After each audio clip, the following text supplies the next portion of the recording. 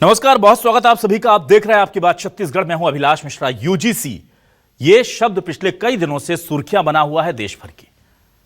UGC ने ऐसा काम कर दिया कि लगा कि भाई वाह, जो काम अंग्रेज करते थे वो काम क्या अब यूजीसी करेगा। अगड़े पिछड़ों की लड़ाई, ब्राह्मण वर्सेस एससी एसटी तो था ही, अब ओबीसी भी आ गए और उसमें ऐसा एक वर्ग को प्रतीत हुआ कि भाई हमारे अधिकारों का हनन हो रहा है। खूब आंदोलन हुए, खूब प्रदर्शन हुए, बीजेपी के एक नेता के मुंह से चू नहीं निकली। ये सबका साथ सबका विकास की बात करने वाले बीजेपी के नेताओं ने मुंह में ऐसी दही जमाई कि आज तक एक शब्द नहीं निकल पा रहा है इनके मुंह से कि हम इस पर क्या बोलें। आज सुप्रीम कोर्ट में यह मैटर था। सुप्रीम कोर्ट ने कहा कि भाई प्रथम दृष्टया लगता है कि इस पूरे कानून से या इस पूरे नए नियम से एक पक्ष के साथ भेदभाव हो सकता है। सुप्रीम कोर्ट ने बहुत महत्वपूर्ण टिप्पणियां की हैं, बहुत महत्वपूर्ण टिप्पणियां, और सरकार से कहा है कि नई एक समिति बनाकर नया ड्राफ्ट पेश कीजिए, अच्छा सा कोई, जिसमें किसी भी पक्ष को, किसी भी वर्ग को यह ना लगे, वो समावेशी हो। न्याय सबके लिए होना चाहिए। आप किसी एक को न्याय देते वक्त ऐसा मैसेज नहीं दे सकते कि दूसरे के साथ अन्याय कर रहे हैं। सीधी सी बात थी ये सुप्रीम कोर्ट की आज मंशा रही। पर दिक्कत इस बात की है कि सियासी तौर पर यह मुद्दा इतना कॉम्प्लिकेटेड था कि बीजेपी ने तो चुप्पी साध ली थी, कांग्रेस भी बहुत सोच समझ के बोल रही थी, पर यह कहीं ना कहीं इशारा कर गया कि आने वाले वक्त में सियासत किस दिशा में जाएगी। अब यूजीसी का इस मैटर पर सुप्रीम कोर्ट के हस्तक्षेप के बाद जो फिलहाल एक विराम आया है, वो क्या बीजेपी को नुकसान पहुंचाएगा? क्या कांग्रेस उसके जरिए अपनी जमीन तलाश कर पाएगी? एससी एसटी के बाद क्या अब ओबीसी सियासत के केंद्र में है? और क्या इसके पीछे बीजेपी की लॉन्ग टर्म कोई बड़ी रणनीति है? इसी मुद्दे पर आज शुरू करते हैं आपकी बात।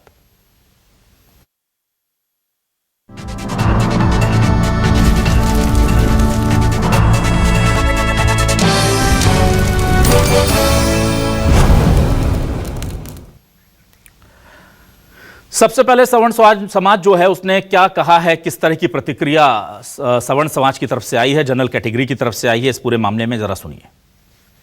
और सुप्रीम कोर्ट के द्वारा जो आज स्टे दिया गया है, वह स्टे पूर्ण रूप से यह कानून को स्थगित करते हुए सामान्य एवं सवर्ण समाज को जो अधिकार पहले थे उसी पर ही गंभीरता पूर्वक विचार करने पर चर्चा हुई। जब तक यह कानून पूर्ण रूप से वापस नहीं होगा तब तक आंदोलन उग्र रूप धारण करता ही जाएगा। इसलिए आज सवर्ण समाज की एकता का ही ये परिणाम है कि आज सुप्रीम कोर्ट के द्वारा वर्तमान की परिस्थिति को देखते हुए स्टे लिया गया। शिकायतकर्ता को अनजान रखा जाएगा। शिकायत झूठी पाई जाती तो शिकायतकर्ता के खिलाफ कोई कार्रवाई नहीं की जाएगी। ऐसा कानून तो अंग्रेजों के समझ में भी नहीं आया था। न्याय का सिद्धांत ये कहता है कि सामने वाले को अवसर दिया जाए। इसमें अवसर के रूप में उस समाज से व्यक्ति से कोई सम्मिलित नहीं होगा उस कमेटी में, तो ये जिसकी घोर निंदा और विरोध है। जो यूजीसी के जो काला कानून है उसे वापस लेने के लिए माननीय हमारे देश के सचिव माननीय प्रधानमंत्री नरेंद्र मोदी जी के नाम में ज्ञापन दिए हैं।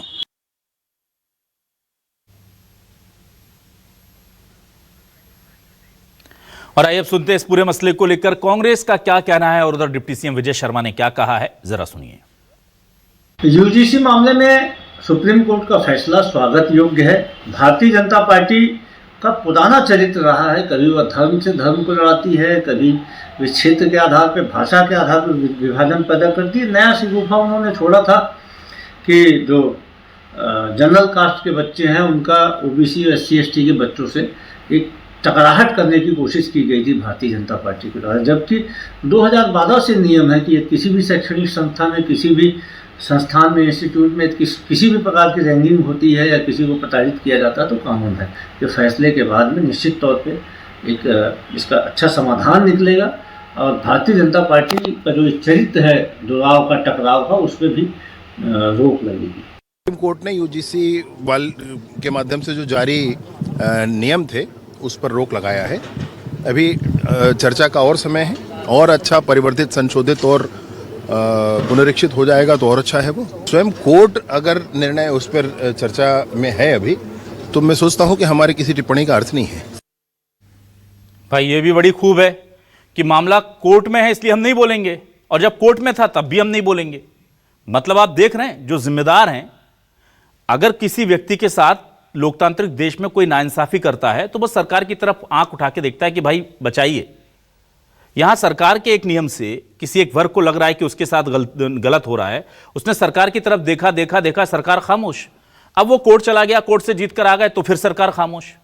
बढ़िया है, खामोशी बहुत बढ़िया है। चलिए अब हम सवाल लेकर के आते हैं। क्या सवाल है आप आज सुनिए हमारे सवाल। देखिए, यूजीसी के नए कानून पर सुप्रीम कोर्ट ने रोक लगाई। भेदभाव रोकने के कानून में ही भेदभाव की मंशा नजर आई। ड्राफ्ट कमेटी के अध्यक्ष दिग्विजय सिंह ने भी लगाया आरोप, विवादित नियम हमारे नहीं, सारा यूजीसी का है दोष। चुप्पी पर बीजेपी के सवर्ण नेताओं की जमकर किरकिरी, ये चूक क्या पार्टी को भारी पड़ेगी।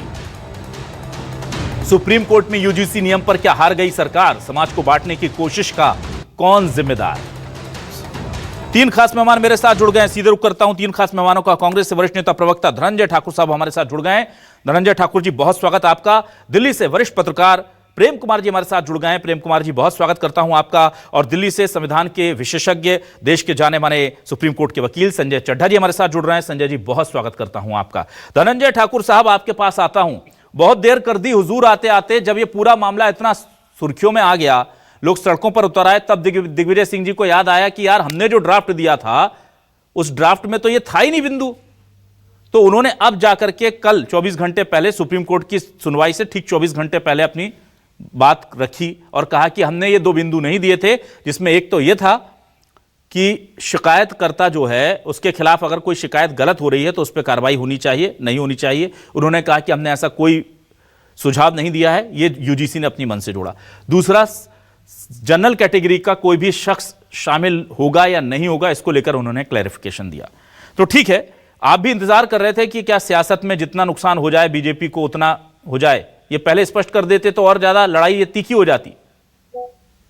देखिए विलास जी, ये आपके सवाल हैं और सवाल होना चाहिए, सवाल में शंका नहीं होनी चाहिए कि अभी तक आप लोग मौन थे या चुप थे। आपको याद होगा हमारे नेता प्रतिपक्ष राहुल गांधी जी ने स्पष्ट तौर पर एक ट्वीट करके पूरे विषय पर जानकारी दी है।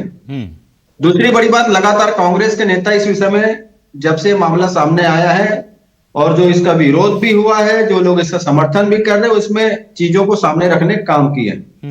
और हमने आज दिग्विजय सिंह जी की जो बातें सामने आई उसमें स्पष्ट है कि जो कमेटी थी उसमें 14 सदस्य भारतीय जनता पार्टी के थे, कांग्रेस के भी थे, तृणमूल कांग्रेस की भी थे, और एक सबसे बड़ी बात जो भाजपा के जो सांसद हैं, एक रिटायर्ड जज हाई कोर्ट के भी थे।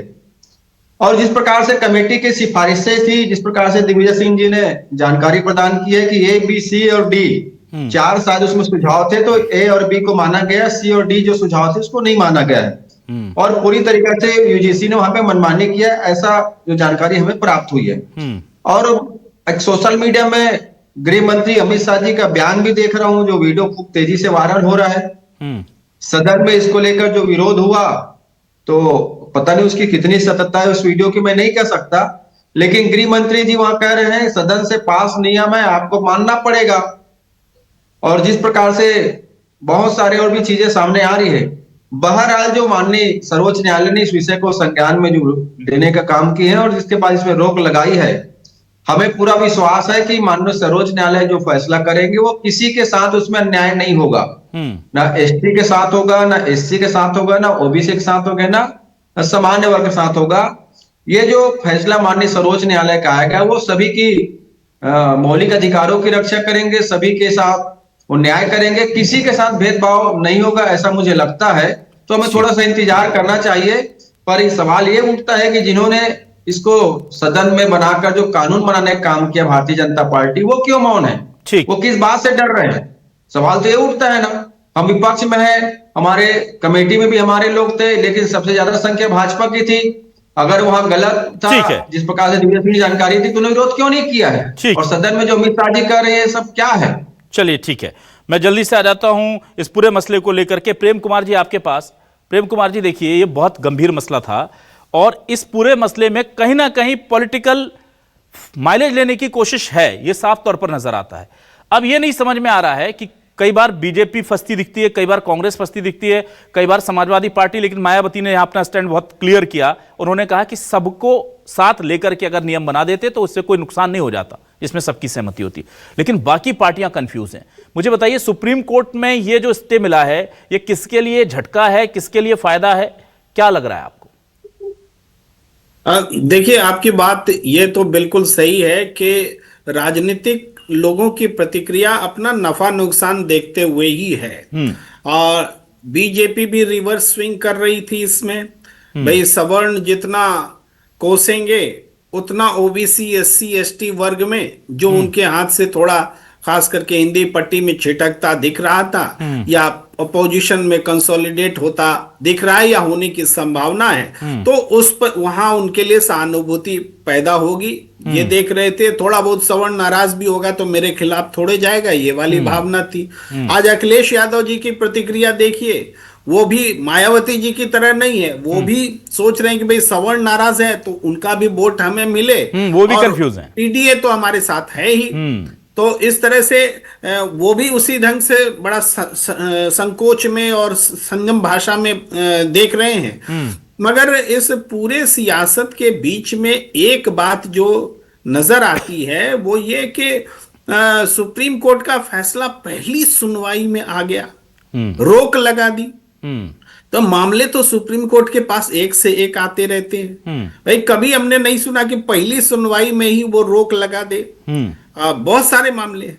तो ये एक शिकायत है जो देश में पिछड़ा वर्ग है, दलित वर्ग है, उनकी एक शिकायत है कि हमारी बात सुनने का समय आता है तो सुप्रीम कोर्ट जो है वक्त लगाता है। इसको ईडब्ल्यूएस के लिए रिजर्वेशन करना हो तो तुरंत हो जाता है भाई, 50% का लिमिटेशन हो उस पर वो अपने हिसाब से रिएक्ट करता है और खुद ही उसको तोड़ के 10% का रिजर्वेशन फॉरवर्ड कास्ट के लिए ईडब्ल्यूएस के नाम पे करता है। और यहाँ यूजीसी का भी मसला आया तो चूंकि सवर्ण हल्ला कर रहे थे तो पहली सुनवाई में सुप्रीम कोर्ट ने उस पर रोक लगा दी। तो ये भी सवाल है, ऐसा भी नहीं है कि सुप्रीम कोर्ट ने जो कह दिया वो बहुत एकदम एक्यूरेट कह दिया और लोग संतुष्ट होंगे। आने वाले समय में इस पर भी सियासत होगी। इसका गुण दोष अलग है, कोई भी नियम होता है उसका गुण दोष तो होता ही है।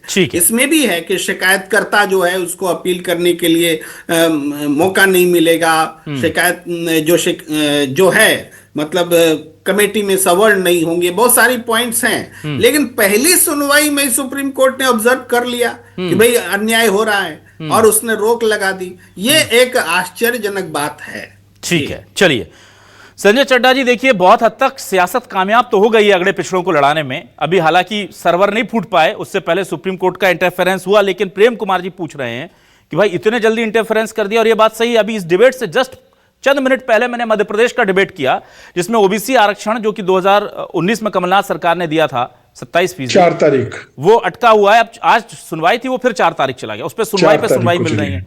तो ये बात बहुत जायज है कि ओबीसी वर्ग भी न्याय के लिए भटक रहा है, पर वहां सुनवाई पर सुनवाई हो रही है।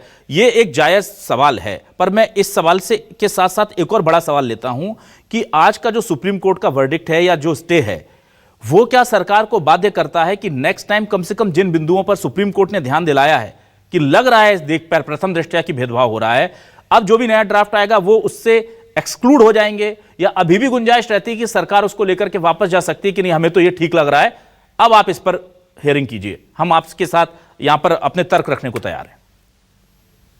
देखिए, दूसरी बात का उत्तर पहले देने का प्रयास करता हूं। पृष्ठभूमि का जानना अभिलाष भाई बहुत जरूरी है। पर सितंबर में सुप्रीम कोर्ट ने डायरेक्शन दिया था यूजीसी को और गवर्नमेंट को कि आप ये जो रोहित वेमुला वाला केस था उसके तहत ये एक डायरेक्शन दिया था कि ये जो डिस्क्रिमिनेशन हो रही हैं और ये जो डिस्क्रिमिनेशन में राइज है उसके खिलाफ सख्त जो है आप कानून बनाइए, सख्त नियम बनाइए, तब ये नियम बनाए। ये तो पृष्ठभूमि है। अब क्या है, जो बोन ऑफ कंटेंशन है वो है सेक्शन 3C को यहां पे जो चैलेंज किया गया है वो 4-5 ग्राउंड पे किया है। कल भी हम लोग बात कर रहे थे, मैं फिर से बताने का प्रयास करता हूं कि ये 3C जो है वो एक तरफा है, असंतुलित है, पहली चीज। दूसरा, ये आर्टिकल 14 यानी कि इक्वालिटी, समानता के खिलाफ है। कैसे समानता के खिलाफ है? कि एक पक्ष को आपने राइट दे दिया, अगर इसकी भी गलती है तो अगर ये कोई सफरर है, ये दूसरा पक्ष जो है जनरल कैटेगरी, वो सफर कर रहा है तो वो शिकायत नहीं कर सकता है। दूसरा तो समानता के अगेंस्ट है, और समानता के अलावा ये अगेंस्ट है इक्वल प्रोटेक्शन ऑफ लॉ का, क्योंकि आप एक लोगों को एक टेस्ट होता है, आर्टिकल 14 में होता है test of fairness, test of classification. Classification जो है उसका टेस्ट होता है, उस टेस्ट में ये फेल है क्योंकि कुछ लोगों को दे रहा है प्रोटेक्शन, दूसरों को नहीं दे रहा है। इक्वल प्रोटेक्शन ऑफ लॉ और इक्वलिटी बिफोर लॉ, दोनों का ये वॉयलेटिव है। ये आज सुप्रीम कोर्ट ने कहा है, मैं नहीं कह रहा हूं, सुप्रीम कोर्ट ने कहा है। और सुप्रीम कोर्ट ने फर्दर ये भी कहा कि जो इंडिया की यूनिटी का सिनेरियो है, इंडिया की यूनिटी है, वो इंडिया के एजुकेशन सिस्टम में भी दिखना चाहिए। ये बात कही। अब मैं तमाम लबोलबाब तमाम चीजों का जो निष्कर्ष है वो ये है कि सुप्रीम कोर्ट ने और याचिकाकर्ताओं ने ये माना भाई, इसके अलावा परिभाषा जटिल है, इसके अलावा कि भाई अगर शिकायत झूठी निकले तो क्या होगा, और वो सारे पॉइंट तो हैं।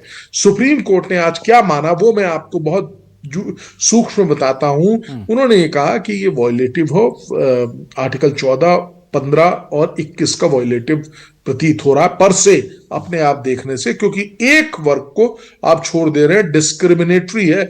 हम लोग कास्ट न्यूट्रल सोसाइटी की बात कर रहे हैं, लेकिन ये कास्ट न्यूट्रल सोसाइटी का विरोधाभास करता है। ये सुप्रीम कोर्ट ने एक बात कही।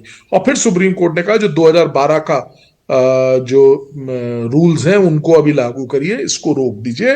और सबसे बड़ी बात, सरकार को और यूजीसी को कहा है कि आप जूरिस्ट की, जो कि लॉ के जानकार हैं, उनकी एक कमेटी बनाइए और फिर इसको री एग्जामिन करिए और फिर कंक्लूड करिए कि क्या राइट पोजीशन है। ये आज का एक टोटल क्रक्स है मैटर की, नंबर 1।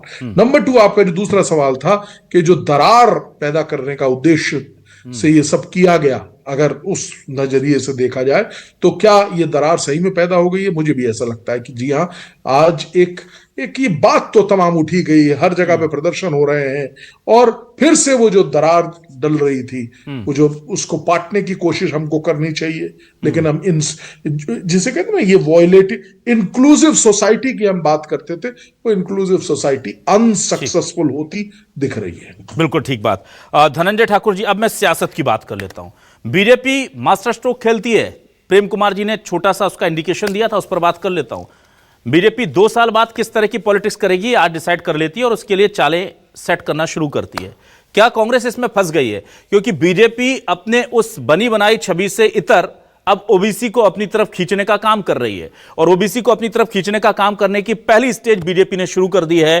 बीजेपी ये दिखा रही है कि we are not with the general caste. जब हम यहां से दूर होंगे तब तो उस तरफ जाएंगे।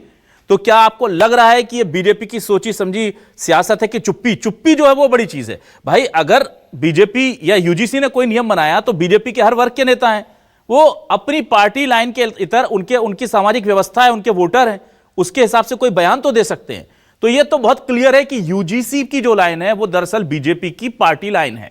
और तमाम चीजों को समझते हुए बीजेपी अगर चुप है तो क्या आपको लगता है कि आने वाले दिनों में देश अगड़े पिछड़े की लड़ाई के लिए तैयार हो जाना चाहिए देश को?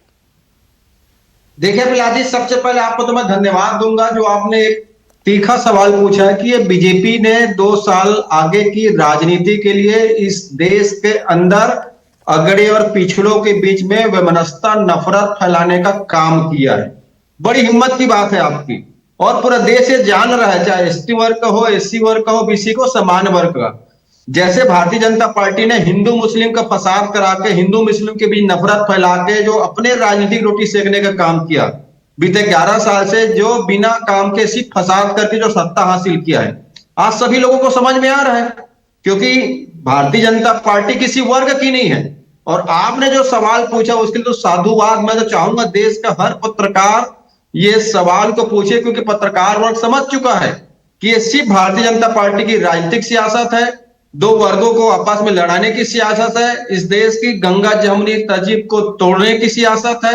नफरत फैलाने की सियासत है। ये आपने सवाल जो पूछा अच्छा है, क्योंकि हम देख रहे हैं ना कि जहां जहां भाजपा की सरकारें हैं और केंद्र की जहां सरकार है, आप देखेंगे वहां पर निश्चित तौर पर हर वर्ग के खिलाफ जुल्म हो रहा है, हर वर्ग के साथ भेदभाव हो रहा है, हर वर्ग के साथ अत्याचार हो रहा है। क्या कानून जो बना हुआ है, क्या वो कानून जो उसमें ताकत है, उसका जो उपयोग क्यों सरकारें नहीं कर रही है? क्यों इस प्रकार से एक दूसरे वर्ग के खिलाफ हिंसा के लोगों को तारू कर रही है? और ये जो आज इन्होंने नफरत के बीज बोने का काम किया है, भारतीय जनता पार्टी ने एक राजनीतिक सियासत किया है। लेकिन इस देश की जनता इनके बहकावे में नहीं आएंगे। इस देश की जनता इनके किसी प्रकार से उसमें नहीं आएंगे।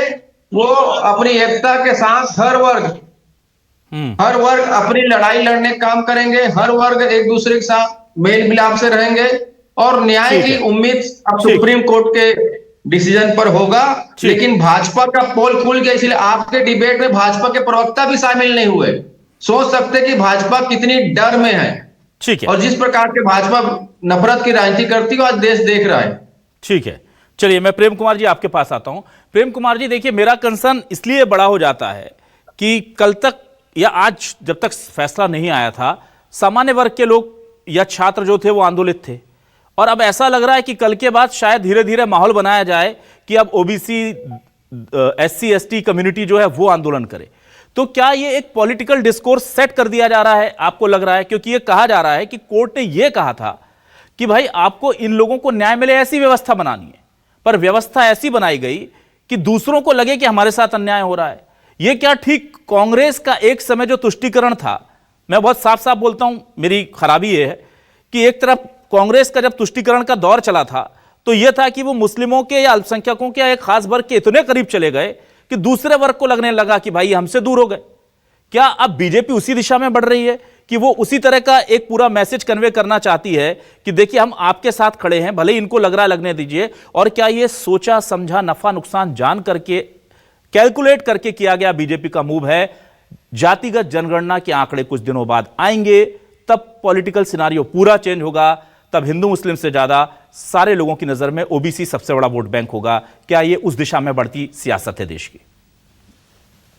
देखिए अभिलाष जी, कैलकुलेटेड तो है और इसी उम्मीद में है कि ओबीसी SC ST वर्ग में अपने लिए एक सहानुभूति बनाई जाए।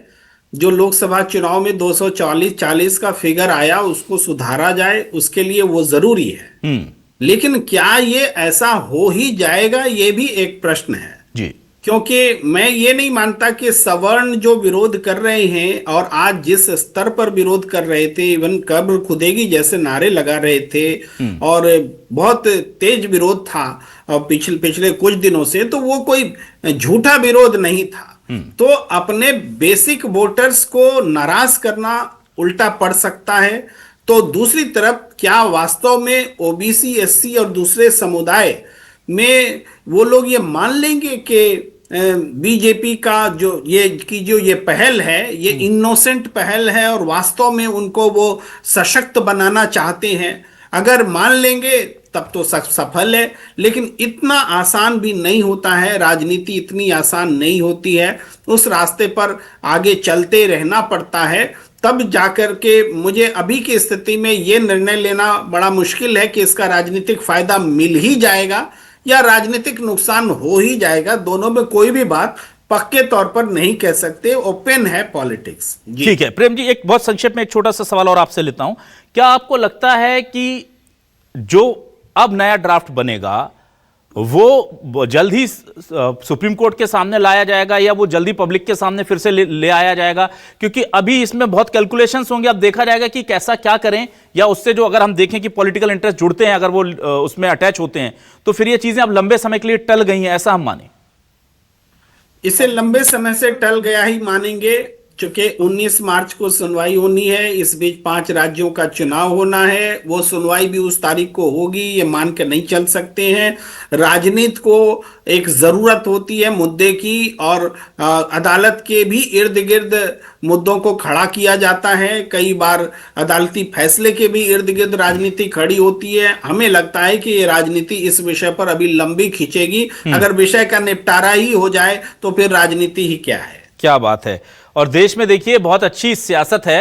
अब देखिए चिंता यूजीसी की कितनी जबरदस्त थी अपने छात्रों के लिए, कि कहा जा रहा है, इस बात की पुष्टि होनी अभी बाकी है हालांकि, लेकिन जो जानते हैं वो जानते हैं, मैं तो बस थोड़ा संकेत दे देता हूं, समझ जाइए। कहा जा रहा है, मैं नहीं कह रहा हूं, कि जिस यूजीसी ने ये तमाम चीजें बना करके पेश की, दिग्विजय सिंह ने कहा कि हमने ऐसे नियम बनाए ही नहीं जो इन्होंने अपनी तरफ से जोड़ दिए और हमारे ऊपर बिल फाड़ रहे हैं कि भाई ये तो ड्राफ्ट कमेटी ने हमको बताया था।